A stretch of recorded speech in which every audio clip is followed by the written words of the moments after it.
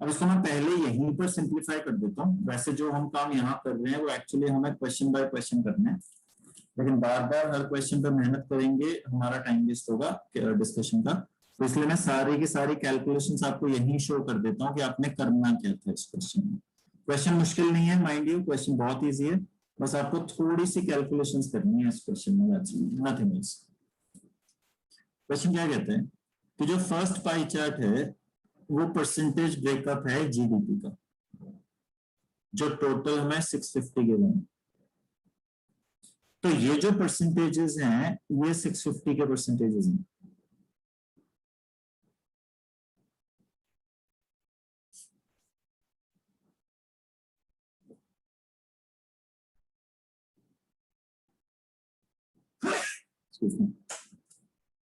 तो 51% ऑफ 650 बनेगा आपका 331। 27% ऑफ 650 बनेगा कुछ 175, और 22% ऑफ 650 बनेगा कुछ 143। ये तो होगी जीडीपी की बात। फिर बात आती है वर्किंग पॉपुलेशन की, and it is given to us कि वर्किंग पॉपुलेशन 70% ऑफ टोटल यानी 8.4 है। तो ये जो वैल्यूज हैं ये वैल्यूज बिकॉज डिग्रीज में है, तो आप लिखेंगे 50/360 इंटू 8.4,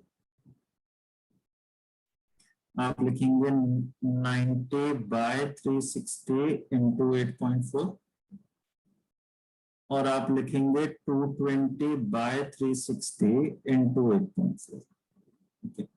तो ये आएगा अप्रोक्स 1.2, ये आएगा अप्रोक्स 2.1, अप्रोक्स के एग्जैक्ट आ जाएगा ये, और ये आएगा कुछ 5.1 टाइप्स।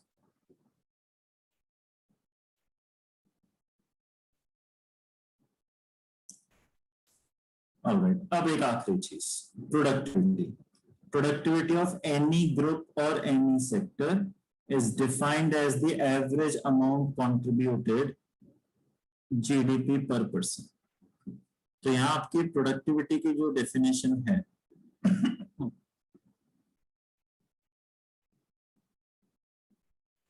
वो बन रही है एक तरीके से GDP upon population. So if you want to calculate the productivity of let's say manufacturing, तो आप कहेंगे कि जीडीपी 143 है, पॉपुलेशन 2.1 है, तो ये कुछ 70 के आसपास है। फिर अगर आप निकालेंगे सर्विसेज की प्रोडक्टिविटी तो आप कहेंगे इट इज 331 डिवाइडेड बाय 1.2, तो ये आपका कुछ 275 के आसपास आ जाएगा। और फिर आप प्रोडक्टिविटी निकालेंगे एग्रीकल्चर की, तो आप कहेंगे 175 डिवाइडेड बाय 5.1, तो ये 35 हो जाएगी। And lastly if you calculate the productivity of the country, तो आप कहेंगे इट इज 650 डिवाइडेड बाय 12 यानी 54। ये चार वैल्यूज आप निकाल के क्वेश्चंस को आप सॉल्व कर सकते हैं। ऑल्दो ये कैलकुलेशंस आपको क्वेश्चन बाय क्वेश्चन करनी थी, ध्यान रखिएगा। मैंने सिर्फ अभी हैंड टू हैंड सॉल्व कर दिया ताकि एक ही बार में हमारा सारा डिस्कशन हो जाए। वैसे ये क्वेश्चंस बाय क्वेश्चन, ये कैलकुलेशंस आपको क्वेश्चन टू क्वेश्चन सॉल्व करनी थी इंडिविजुअल लेवल। बताइए, यहाँ किसी को कुछ पूछना है? हैंड रेज कीजिए। Anybody? All right, let's move to questions. Question number 1. Difference between the number of people involved in agriculture sector and the services sector. तो एग्रीकल्चर में लोग थे 5.1, सर्विसेज में थे 1.2, तो डिफरेंस आ जाएगा 3.9। Closest option is C. The productivity of how many sectors is higher than the productivity of the country? Country से हायर दो लोगों की प्रोडक्टिविटी थी, एक मैन्युफैक्चरिंग की और एक सर्विसेज की। by nearly what percent is the productivity of the services higher than the productivity of the agriculture? कि जो सर्विसेज की प्रोडक्टिविटी है वो एग्रीकल्चर की प्रोडक्टिविटी से कितने परसेंट हायर? तो आंसर कुछ 700% टाइप से है। यहां तक कोई इश्यू किसी को? यहां तक कुछ पूछना है किसी को? ऑलराइट, हाँ जी मेघना बताइए।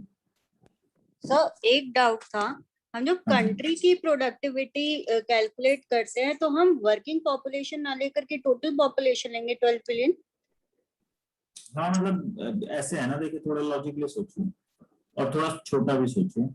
जैसे मान लीजिए कोई फैमिली है 5 मेंबर्स की, ओके, अब उसमें सिर्फ 2 लोग कमाते हैं, सिर्फ 2 लोग जॉब करते हैं। तो इफ आई आस्क यू कि फैमिली की एवरेज इनकम क्या है, तो आप 2 से डिवाइड करेंगे या 5 से डिवाइड करेंगे? ओके 5 से, क्योंकि फैमिली में तो अल्टीमेटली 5 लोग हैं ना, आप average income of the family मांग रहे हो, तो फैमिली में तो 5 है तो आप डिवाइडेड बाय 5 करोगे। हाँ, अगर आपने ये पूछा होता find the average income of the working people, तो आप 2 से डिवाइड करते।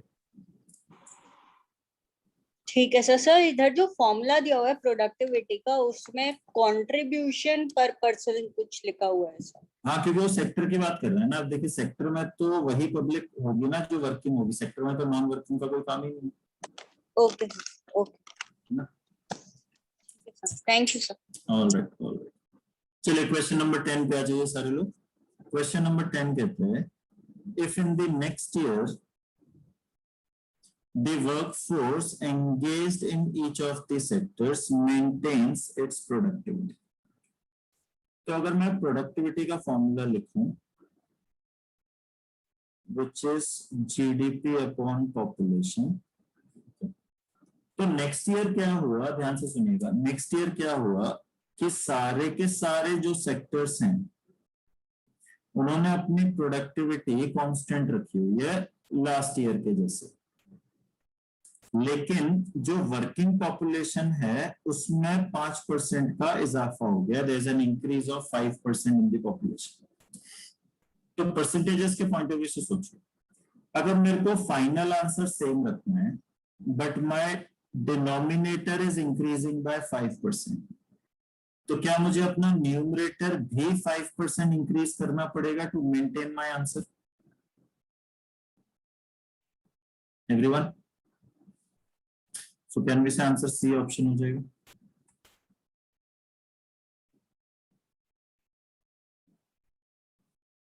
All of you, answer C option हो जाएगा। ऑलराइट, अब आते हैं question number 11। Question number 11 same story कहता है जो हमने अभी 10th में पढ़ी है, वही कहता है, लेकिन कहने में और पूछने में फर्क है। ये पूछ क्या रहा है? ये पूछ रहा है कि कंट्री की प्रोडक्टिविटी पे क्या फर्क पड़ेगा, ये बताइए।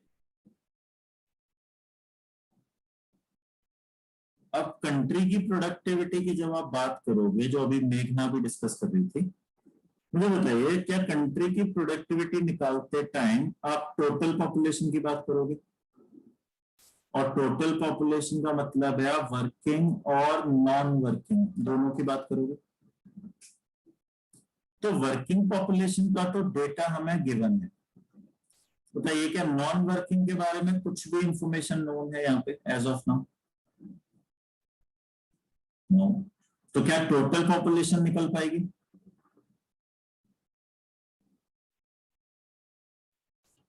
नो। तो क्या प्रोडक्टिविटी निकाल पाओगे? नो। सो आंसर हो जाएगा can not be determined. Answer हो जाएगा कैन नॉट बी डिटरमाइंड।